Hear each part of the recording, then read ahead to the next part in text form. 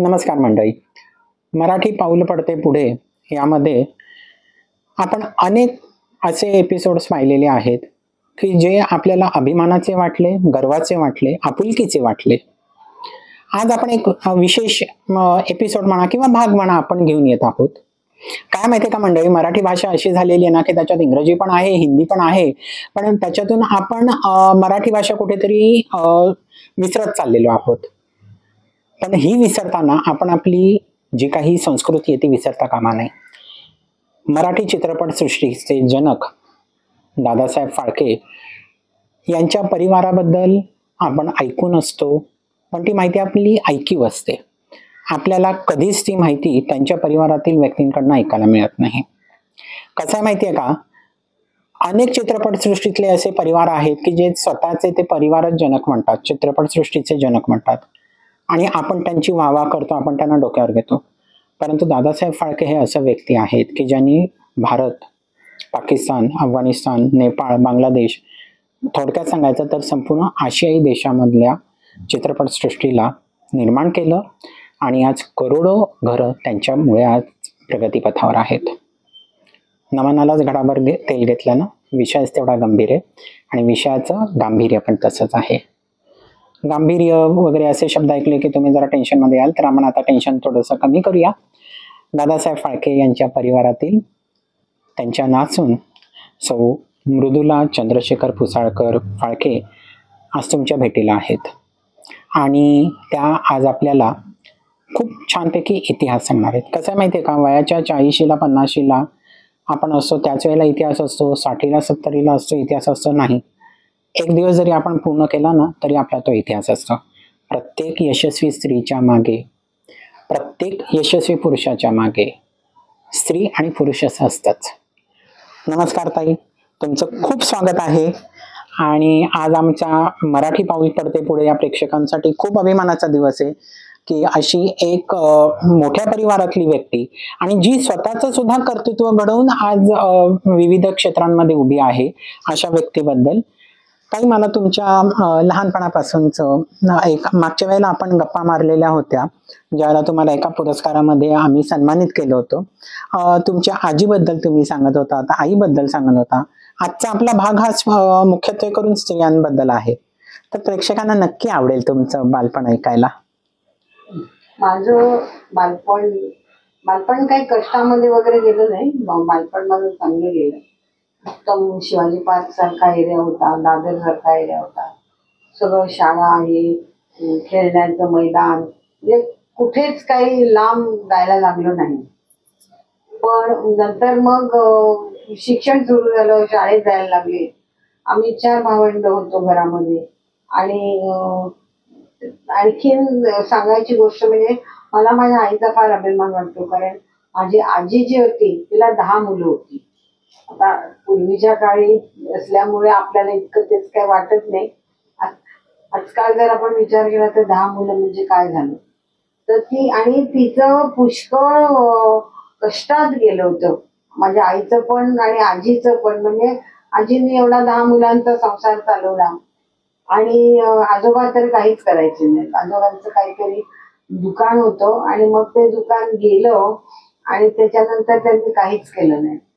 आणि त्यानंतर मग आजीला सगळं बघायला लागलं, तर वेळेला तिला दुसऱ्या बहिणींच्या वगैरे घरी जाऊन धुणी भांडी पण करायला लागली. कारण एवढ्या 10 मुलांचा खर्च परवडणार कसा. मग तिने हळूहळू आलेपाकाचा व्यवसाय सुरू केला. त्या व्यवसाय म्हणजे काय, तर ती आलेपाक तेवढं तरी आलं रोज. मी तेव्हा लहान होते, पण मला असं अंधूक आठवतंय की ती आलेपाक आणायची घरी, आणि ते काय पूर्वी आता सारखं त्या काही मिक्सर वगैरे काही नसायचे. ते आलं भिजवायचं, ते सगळं स्वच्छ करायचं, आणि मग त्याच्यानंतर ते किसून हे करून त्याची प्रोसेस करायची, मग त्याच्या वड्या करायच्या. आता त्या वड्या, ही जी सगळी 10 भावंड होती, ती 10 भावंड त्या वड्या घेऊन दुकानामध्ये जायची. ते सगळं पुण्याला राहत होती, आणि आई पण माझी, सगळेच जण, सगळे भावंडच ती आलेपाकाच्या वड्या विकायची. दुकानामध्ये जाऊन, आणि असं त्यांनी पूर्ण केलं. म्हणजे शिक्षण काही शाळेमध्ये सगळ्यांना घातलं होतं, पण त्यांनी असं कष्टामध्ये हाल अपेष्टांमध्ये शिक्षण पूर्ण केलं.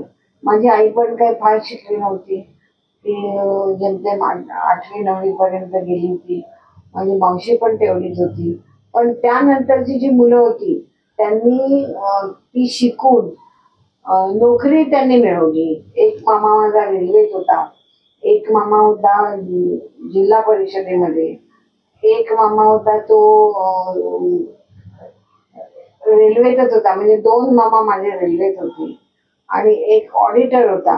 म्हणजे त्यांनी त्यांच्या जीवावर सगळं पूर्ण केलं, आणि मग त्यांची लग्न झाली. मग त्यांचे वेगळे वेगळे संसार उभे राहिले होते. असं हाल अपेष्टात. पण त्याच्यामध्ये माझ्या आजीचं फार योगदान महत्वाचं आहे. कारण तिच्या मला आठवते की ते आलं जे आहे ते आलं पाकामध्ये घातलं की ते एकदम उडायचं, आणि ते भयंकर गरम असतं. तर ते तिच्या सगळं इथे तोंडावर हातावर सगळे डाग होते. तिच्या त्या आलेपाकाच्या खुणा होत्या, त्या तिच्या हातावर तोंडावर सगळ्या म्हणजे जाईपर्यंत शेवटपर्यंत होत्या. पण तिने कसा संसार केला हे तिलाच माहिती. विन टाइम मला पुसाळकरांचं स्थळ आलं होतं सांगून, तर आईला पुष्कळ असं म्हणजे भीती वाटत होती. का मग त्याच विषयावरती यायचं होतं की ज्या वेळेला हा जो तुम्ही काळ म्हणताय, तुमच्या लग्नाला किती वर्ष झाली आता? 46 वर्ष झाली. म्हणजे ज्या वेळेला 45-46 वर्षापूर्वी चित्रपट सृष्टीकडे बघण्याचा दृष्टिकोन खूप वेगळा होता, किंवा संकुचित होता, आपण संकुचित म्हणू. आणि अशा वेळेला ज्या वेळेला फाळके परिवारातून म्हणतो ना की रिश्ता आया है, स्थळ सुचवलं गेलं, मग काय भूमिका होती त्यावेळेला? त्यावेळेला ना खरं सांगायचं तर जास्त काय गौरव नव्हता. की मला एवढंच माझ्या सासूबाईंनी सांगितलं होतं, मी दादासाहेब फाळकेंची मुलगी आहे, मग दादासाहेब फाळकेमध्ये वडील आहे. तर तो अभिमान मला खूप वाटला होता. मी सगळ्यांना सांगायचे की माझी सासू ही दादासाहेब फाळकेंची मुलगी आहे. ते चष्मा होता म्हणजे सगळ्यांना सांगायचे. पण मला स्वतःला शिक्षण पूर्ण करून नोकरीला लागून मग लग्न करायचं होतं. पण ते काय माझ्या मनाप्रमाणे झालं नाही. पण दुसरी बाजू अशी होती की ही जी माणसं होती माझी सासू अतिशय सज्जन आणि अतिशय चांगली. मला म्हणजे खरं डोळ्यात पाणी येतं. इतकं माझे सासरे पण सज्जन होते, माझे मिस्टरही सज्जन आहे. म्हणजे काही लांडी लबाडी किंवा काहीच नव्हती. काही मागायचं ते मागायचं काही नव्हतं. त्यांनी एका ह्याच्यामध्ये सांगितलं होतं, माझा मुलगा बीकॉम आहे आणि प्रायव्हेट कंपनीत नोकरी आहे, आणि त्याला इतका पगार आहे, तुम्हाला जर पसंत पडलं तर आपण पुढे जाऊया, असं स्पष्ट सांगितलं होतं. म्हणजे ही स्पष्ट वक्तता होती फाळके परिवारामध्ये, ही स्पष्ट वक्तता होती की हे आहे म्हणजे स्थळ सांगताना किंवा खोटं नाही सांगितलं. आणि चित्रपट सृष्टीत असून सुद्धा बडेजावपणा किंवा मोठेपणा मिरवण्याचं काही अजिबात नव्हता. जर मनात आणलं असतं तर त्यांनी सगळीकडे स्वतःच हे केलं असतं की नाही आम्ही फाळक्यांच्या परिवारातली त्यांची मुलगी आहे, मुलगी म्हणजे ते डायरेक्ट नातं ना, हे त्यांनी कधीच नाही सांगितलं, कधीच नाही. मग त्याच्यानंतर हळूहळू जेव्हा माझं लग्न झालं त्यानंतर त्या एक एक गोष्टी सांगायच्या दादासाहेबांच्या, आणि त्याच मी जपून ठेवून त्याच्यावर एक पुस्तक केलेलं आहे की कसे दादासाहेब होते. आणि पूर्वी असं हे नव्हतं की बाबा आपण सगळीकडे आपला झेंडा मिरवायचा, माझे वडील दादासाहेब फाळके असं काही नव्हतं. त्या आपल्या साध्या होत्या, अगदी साध्या होत्या. त्यांनी कधी काही बडेजाव सारखं केलं नाही, काही सांगितलं नाही कधी कोणाला. कारण पुसाळकर हे मध्यम परिवारातले होते, म्हणजे फार काही श्रीमंत किंवा फार असं नव्हतं. पण त्यांनी कधी असं सांगितलं नाही, आणि कधी हे पण उघडं पण पडून दिलं नाही. तरी देखील संसार केला. त्यात माझे सासरे होते ते आध्यात्मिक होते, म्हणजे त्यांना ते सारखं आध्यात्मिकच ते प्रवचन किंवा असं त्यातच त्यांचा जास्त ओढा होता आणि ते त्याच्यातच रमायचे जास्त. त्यामुळे काय व्हायचं की नोकरीवर त्यांच्या पुष्कळ रजा व्हायच्या. होते सचिवालयामध्ये होम डिपार्टमेंटला, पण मग तिथून लेटर्स यायची, चिठ्ठ्या यायच्या की ते येत नाहीयेत. ते जायचे इथून डबा वगैरे घेऊन, पण कुठलं प्रवचन, कुठे हे मोठं आपलं लायब्ररी येते विटीला, तिथे बसून वाचायचे. असं म्हणजे त्यांना वाईट व्यसन काही नव्हतं, पण आध्यात्मिकता होती. कारण ते कृष्णमूर्तींची प्रवचन ऐकायला ते जायचे संध्याकाळी सुटल्यावर, आणि ऑफिसची वेळ व्हायची तेव्हा ते घरी परत यायचे. पण साधे, अतिशय साधे, भोळे असं म्हणतो ना आपण, आणि हुशार होते. पण ती हुशारी कामी आली नाही. म्हणजे ते BSc फर्स्ट क्लास होते आणि त्यांना रुईया कॉलेजची स्कॉलरशिप होती तेव्हा, पण तेही त्यांना माहित नव्हतं. पण ते हुशार मात्र होते, डोक्याने पुष्कळ हुशार होते. पण त्या हुशारीचा त्यांचा उपयोग झाला नाही, कारण आध्यात्मिक विश्वामध्ये ते रमलेले असायचे. त्यामुळे एक निरपेक्षपणा येतो. हा, पण काय होतं की हे सगळं चांगलं व्यवस्थित चांगलं आहे, पण शेवटी घरामध्ये काय घडतंय, घरामध्ये किती ते पण बघणं आवश्यक असतं. हे बघणं आवश्यक असतं. निरपेक्षता त्या ठिकाणी आणि व्यवहार त्या ठिकाणी दोन्ही सांभाळ. पण ताई, आम्हाला एक म्हणजे मागच्या वेळेला सुद्धा आपण नवरात्रीमध्ये आपण एकत्र आपण होतो, त्यावेळेला पण तुम्ही सांगितलं जसं आजीचं, म्हणजे मला प्रेक्षकांना निश्चित हे सांगायचंय की कसं असतं की एखाद्याच्या चेहऱ्यावरती आलेपाकचं किंवा एखाद्याचे असे व्रण उठतात, ते आता मला आपल्याला ताईंनी आता त्यांची आठवण सांगितली, जसं त्यांच्या आईबद्दल सांगितलं, तसा हा जो प्रवास आपण पुढे चालू ठेवला, कारण हा स्त्री विशेष विभाग आहे. तुम्ही जे बघता, म्हणजे आजकाल असं असतं ना मुलांचं की 5वी-6वीतल्या मुलांना पण ॲटिट्यूड नावाचा किंवा घमेंड असते, घमेंडच म्हणूया, की माझे वडील असे हिरो आहेत, माझी आई अशी हिरोईन आहे. आज दादासाहेब फाळकेंची मुलगी, तेही लाडकी मुलगी, आणि तिला तुम्ही जवळनं बघत होतात. तुमचं नातं निश्चितच, जरी तुम्ही सून म्हणून या घरात आलात तरी तुम्हाला सुनेसारखी कधीच वागणूक मिळाली नाही. तुम्ही त्यातले एक मुलगी म्हणूनच त्यांच्याकडे तुम्ही नांदलात, आणि आजही त्यांच्याबद्दल तुम्ही तेवढंच भरभरून तुमचं एक म्हणतो ना की नात्यातली स्निग्धता असावी लागते, आणि ती स्निग्धता मला ती जाणवली. पण हे जे होतं तुमचं आणि तुमच्या सासूबाईंचं नातं, याच्याबद्दल आम्हाला ऐकायला नक्की आवडेल. ती जशी ती काय तिच्या मनात असतं तर ती मला प्रत्येक वेळी तिने मी फाळक्यांची मुलगी आहे असं, आता आजकाल कसं सांगतात, म्हणजे मी असं आहे, मी तसं आहे, आपलं हे आपण ब्लो करतो ट्रम्पेट, तसं तिने नाही केलं. ती साधीच होती, म्हणजे तिचे कपडे साधे असायचे. की मला आठवत आहे की ती बाहेर जायची ना, तर ती इस्त्री वगैरे करायला द्यायची नाही कपडे. म्हणजे साड्या धुतलेल्या, सुती साड्या त्या धुतलेल्या, आणि त्या ती कॉट खाली ठेवायची.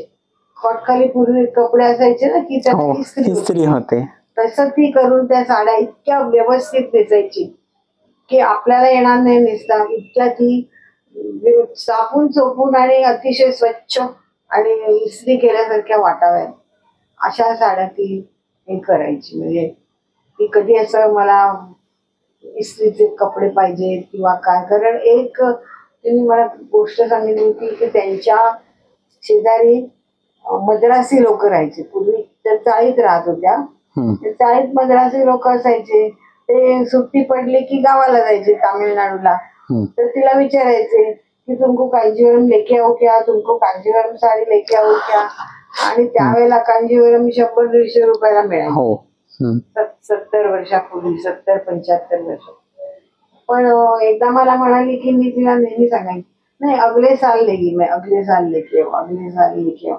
अगले साल कधीच आला नाही, कारण पैसेच नसायचे. 150 रुपये कांजीवरमला टाकायला तेवढे पैसेच नसायचे. अशी ती म्हणजे हे होती, असं कधी हट्टीपणा किंवा काही तिने केलं नाही.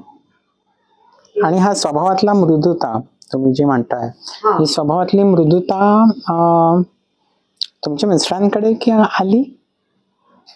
हा ती पुसाळकर फॅमिली सगळी मृदू स्वभावाची. सॉफ्ट स्वभावाची, मृदू स्वभावाची होती.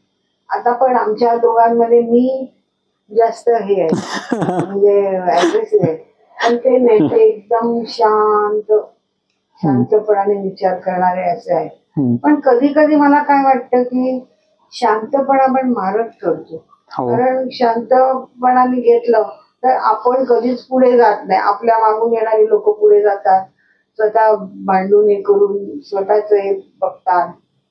तसं यांच्याकडे कोणीच नव्हतं. मीच म्हणायची की तुम्ही बोला, अजूनही यांना म्हणते की तुम्ही बोला, बोलल्याशिवाय कसं होईल. मग तो पार्ट मला करायला लागतो. लोकांना असं वाटतं की मी खूप भांडकुदळ, मी खूप तापट मात्र आहे मी, आणि त्याचा परिणाम असा झाला की मला ब्लड प्रेशर आलं, शुगर आली, ते आत्ता कळते. म्हणजे पण ते कोणी घरामध्ये कोणीतरी एक असं खंबीर भूमिका घेणारं लागतच ना. तापट म्हणण्यापेक्षा खंबीर भूमिका आपल्याला घ्यावी लागत असते. ती त्या खंबीर भूमिकेतून घेऊनच मी पहिल्यांदा तरी लोक माटुंग्याला राहत होते, ते चालू. मग तिथून ते मुलुंडला गेले, कारण तिथे त्या 2 खोल्यांमध्ये कुठे एवढी माणसं राहणार. मुलुंडला गेले तर माझ्या सासूबाईंना इतका आनंद झाला की मी चाळीतून आज मी ब्लॉक मध्ये आले. खरं तर तो ब्लॉक काय फार सुंदर बिंदर काय नव्हता, आपलं सर्वसामान्य होता, पण त्यांना त्याचीच हे वाटत होते, अप्रूप वाटत होतं. शिवताईचं घरट. हा, कारण आजूबाजूला कसं भैया असले म्हणजे 18 पगड जातीचे लोक होते, पण ते तिला ते चाळीमध्ये तिने तसं हे करून घेतलं, कारण काय आपल्याकडे पैसे नाही म्हणून. आणि मग नंतर मुलुंडला आल्यावर तर तिला खूपच हे झालं की वा, आपण आता ब्लॉक मध्ये आलो. आणि तो ब्लॉकही काही खूप मोठा वगैरे असा नव्हता, पण तोच तिला आनंद झाला. मग त्यानंतर मी नोकरी करत होते परेलला. मग मीच म्हटलं की नाही, आता मला परेल होते, मला लहानपणापासून नोकरीची सवयच नव्हती. माझं शिवाजी पार्कला सगळं लहानपण गेलं, त्याच्यात असं काही बस गाडी असं करायला लागलंच नाही. पण मी मुलुंडला गेल्यावर पण मी 20 वर्ष ट्रेननी प्रवास केला. पण नंतर ट्रेनचं तुम्हाला माहितीये काय गर्दी, काय अपाट, आणि काय सगळंच हे झालं. म्हणून मग मी असं ठरवलं आम्ही की आता आपण दुसरीकडे जायचं. मग भले ती जागा लहान असली तरी चालेल. मग आम्ही माहीमला शिफ्ट झालो. ह्याच्यामध्ये मच्छीमारनगरमध्ये एक सोसायटी प्रायव्हेट सागर नावाची, तिथे आम्ही ब्लॉक घेतला. तो पण कसा घेतला, खूप जणांकडनं लोन घेतलं, हे घेतलं, ऑफिस मधनं लोन घेतलं, असं करत करत आम्ही माहीमला आलो. माहीमला पण 20-22 वर्ष काढली. आणि मग ते दोघेही मग माझे सासरे गेले. आणि मग आम्ही यांना म्हटलं आता नको, आता आपण दुसरीकडे राहू. मग आम्ही आता या घरात, जिथून मी बोलते त्या घरात राहायला आलो. म्हणजे शिवाजी पार्क मधलं जे बालपण तुम्ही घालवलं, आता शिवाजी पार्क मध्ये तुम्ही आता मला वाटतं स्थिरतेपणे एन्जॉय करताय, तुमची स्थिरता आयुष्याची एन्जॉय करताय. पण ते मी लहानपणी ना खूप मोठे मोठे हे बघितले. शिवाजी पार्कला राहणारे कोण, पहिले मला श्री रामचंद्र आठवला की ते रोज फिरायला यायचे. श्री रामचंद्र, यशवंत देव, करुणादेव, असे म्हणजे मोठे वसंत देसाई असे लोक तिथे बघायला मिळाले. देव काकांचं घर तर आजही पटकन लक्ष जातं तिकडे. त्या चौकामध्ये आपण जातो त्यावेळेला. नंतर विनायक दामोदर सावरकर, त्यांचं घर पण तिथेच होतं. सेनापती बापट, साने गुरुजी, हे सगळं म्हणजे असं म्हणजे अशा लोकांची ती हे होती. पूर्वी सुद्धा बाळासाहेब ठाकरे यांची भाषणं फार ऐकावीशी, म्हणजे चांगलं बोलायचे. आता सगळं माहोल बदलून गेलाय, सगळं आता वेगळं झालंय. पण मला म्हणजे जी खरी हे होतं, खरी शिवाजी पार्क तुम्ही अनुभवलं? हो हो. आता ते चंद्रावर गेलेले जे वीर होते, हो. अंतराळवीर, नील आर्मस्ट्रॉंग, हो, हो. ते उघड्या गाडीतून गोखले रोडवरनं सगळ्यांना हे करत गेले होते. ते मला आठवतंय अजून. मी लहान होते पण मला आठवतंय अजून. अशी जी मी नेहरूंना बघितलंय आणि जीप मधनं जायचे नेहरू, उघड्या जीप मध्ये. आताच्या सारखं ते झेड प्लस नाही, सिक्युरिटी वगैरे काही असं इंदिरा नव्हतं. गांधींना बघितलंय. अशी मोठी मोठी व्यक्तिमत्व मला शिवाजी पार्कला बघायला मिळाली. आणि शिवाजी पार्क हे सांस्कृतिक केंद्र आहे. सगळंच आहे, कला, क्रीडा, सांस्कृतिक, सामाजिक. आपला दादरच तो एक साहित्य बिंदू आहे त्या बाबतीत. म्हणजे असं म्हटलं जातं ना की दादरमध्ये जेवढी पुस्तकं प्रकाशित होतात ना, जेवढी लिहिली जातात तेवढी महाराष्ट्रात कदाचित कुठे होत नसतील असं मला वाटतं. परंतु ताई, आता एक महत्त्वाचा प्रश्न विचारायचा होता की तुम्ही तुमच्या नोकरीमध्ये रिटायर्ड झाल्यानंतर किंवा नोकरीच्या या कार्यकालामध्ये, आता रिटायर्ड झाल्यानंतर अनेक कार्यक्रमांमधनं तुमचा समावेश असतो, परंतु आजपर्यंत चित्रपटसृष्टीने अनेक लोकांना पाहिलं, म्हणजे ज्यांचा उदय पण झाला, ज्यांचा अस्त पण झाला. पण चित्रपटसृष्टीतला जनक परिवारातील तुम्ही असूनही तुम्ही अंधारात का राहिलात, किंवा ते अंधारात राहणं किंवा त्या प्रकाशझोतात न येता शांतपणे राहणं हे तुमच्या परिवाराने का स्वीकारलं? नाही, कारण दादासाहेब फाळकेंनी जेव्हा सिनेमा काढला त्यावेळेला त्यांच्या फॅमिलीचे, त्यांच्या कुटुंबाचे पुष्कळ हाल झाले. कोणाची शिक्षण झाली नाहीत पूर्ण, कोणाचं अर्धवट काहीतरी राहिलं, कोणाला नोकरी नाही, त्यांनी नोकरी शोधली, असा म्हणजे हाल अपेक्षा खूप झाल्या. त्यामुळे दादासाहेबांनी कधी त्यांच्या मुलांना पुढे आणलं नाही चित्रपटसृष्टीने. म्हणजे त्यामुळे हे सगळे लोक मागे राहिले. मी तुम्हाला सांगते, दादासाहेब फाळकेंचा एक मुलगा सुरेश फाळके, तो पणशीकरांच्या नाट्य संपदामध्ये कामं करायचा. म्हणजे नाटक कंपनी होती ना, त्याच्यात त्यांनी टोमी नवेल्स मध्ये काम केलं होतं आणि अतिशय हुशार होता. सगळीच मुलं हुशार होती. एक मुलगा त्यांचा जर्मन शिकवायचा इंडो जर्मन सोसायटीमध्ये, पण मग त्यांना असे जॉब शोधायला लागले. एक होता तो एसटी महामंडळात होता, पण तो पण हुशार होता, त्याला जपानी भाषा यायची बोलता. आता एवढं म्हणजे असं खूपच हे झालं. तर ती दादासाहेब फाळकेंची जी बायको सरस्वतीबाई, ती तरी काय करणार ना. तिने आता लोक आम्हाला विचारतात की दादासाहेबांचे काय तुमच्याकडे वस्तू आहेत का, कपडे आहेत का, त्यांनी वापरलेलं काही आहे का, पण तसं काही नाही. तर त्यांचं 10 वेळा आज इथे मुक्काम, तर 15 दिवसांनी दुसरीकडे मुक्काम, तर त्या वस्तू कशा राहणार असं असायचं. आणि आज खायला आहे तर उद्या नाही. कारण तुम्ही ते जर चरित्र वाचलं असेल शांतारामांचं, त्याच्यात त्यांनी लिहिलंय सगळं की दादासाहेब दसऱ्याचा दिवस होता आणि दादासाहेबांकडे अन्न शिजवायला अन्न नव्हतं. ती नामुष्कीची गोष्ट आहे, पण करणार काय. म्हणून मग त्यांच्या बायकोनी सरस्वतीबाईंनी घरातले कॅमेरे विकले. कारण शेवटी पोटाची भूक महत्वाची असते ना. मग ते कॅमेरे विकले गेले. नंतर त्यांचं काही एकच वस्तू आमच्याकडे आहे ती बघा समोर, ती मशीन आहे, ते जॉयनर मशीन आहे. ते एकच ती माझ्या सासूबाईंनी आणलं त्यांच्या घरातून. बाकी सगळ्या वस्तू गेल्या, सगळ्या बाजारात गेल्या. करणार काय. ती तरी कशी माऊली कुठून आणणार. कारण 5-6 घरात लोक, जेवण तर पाहिजे.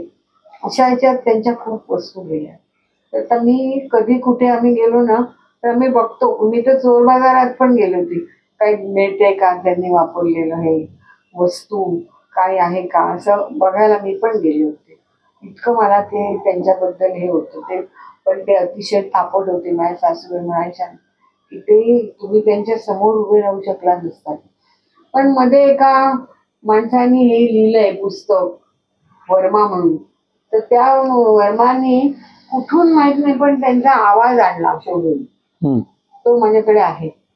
तो आवाज त्यांनी हे केला एका माणसाने, अर्थात त्याने पैसे वगैरे घेतले असते, तेवढा आवाज मात्र आम्हाला ऐकायला मिळतो. आम्हाला जर कधी वाटलं तर आम्ही ते हे लावून त्यांचा आवाज ऐकतो. असा किरता आवाज होता आणि एकच वाक्य ते म्हणाले, मी भारतीय चित्रपट सृष्टीचा जनक धोंडीराज गोविंद फाळके आज भारतातील पहिल्या चित्रपटाचा मी प्रारंभ केला, राजा हरिश्चंद्र. एवढाच आवाज त्यांचा ऐकायला मिळतो. पण असं वाटतं की त्यांचं काहीतरी अजून मिळावं, म्हणजे त्यांचं काय आठवण असेल तर ती. आणि मला तर खूपच आठवण येते, जरी ते तापट असले हे असले. त्यांच्या बायकोने म्हणजे आजीने, तिला काकी म्हणून असं, की सरस्वतीबाई फाळके, तिने तर खूपच कष्टात दिवस काढले. आणि ती करंदीकरांकडची होती, बडोदा दांडिया बाजारमध्ये राहायची. आणि ती एकुलती एक मुलगी, जवळजवळ 8 का 9 पिढ्यांनी त्यांच्याकडे मुलगी राहिली होती. पण ती लाडकी होती, त्यामुळे वडिलांची पण नाटक कंपनी होती. पण त्यावेळेला लाडकी, तिचं लग्न राहून गेलं. पूर्वी 12 म्हणजे खूप, ती झाली 13-14 वर्षाची. मग तिचं लग्न कसं होणार, म्हणून मग दादासाहेबांबरोबर लग्न तिच्या मामांनी ठरवलं. ते नाटक कंपनीत होते ना, करंदीकर म्हणून, शंकरराव करंदीकर. तर ते लग्न तिचं तसं ठरलं, तिच्या मामांनी प्रयत्न केले आणि मग ती इकडे आली त्र्यंबकेश्वर. पण तिथे पण तिने खूप हाल काढले, कारण तुम्हाला माहिती आहे की पूर्वीची माणसं अशी खूप रागीट आणि अशी असायची, म्हणजे बायकांना काही तसं स्थान नव्हतं त्याच्यामध्ये. पण तिने अतिशय कष्ट केले, म्हणजे ती खूप कष्टाळू होती, कष्ट केले आणि साळक्यांच्या परिवारामध्ये ती राहिली. आणि शेवटी तर ती असंही म्हणायची की ते तसे नव्हते, दादासाहेब तसे नव्हते, पण हा जो धंदा आहे सिनेमाचा, या सिनेमाच्या धंद्याने त्यांना खूप हे बनवलं. म्हणजे माणसाला अनुभव येतात ना, लोक कशी फसवतात, कसं हे करतात, त्यामुळे अनुभवाने त्यांना त्यांचा स्वभाव तसा झाला. वेळेला तर ती म्हणजे त्यांनी तिला वेळेला त्यांना मारही दिलेला आहे, कारण सगळाच राग तिच्यावर, दुसरं कोणी नसायचं, सगळा राग तिच्यावर. ती पण चांगल्या मोठ्या ह्याच्यातली होती. तुम्हाला ते हे नाव माहितीये का, आपले बाल गंधर्वांचे गुरु, बालगंधर्व ज्यांना गुरु म्हणत, ते भाऊराव कोल्हटकर, ते तिचे मामा होते. म्हणजे असं त्यांचं सगळेच कला परिवारातलीच होती, अशी ती होती. म्हणजे तिच्याबद्दल काय बोलावं ते कमीच आहे. कोंड्याचा मांडा करून म्हणतात ना, संसार केला.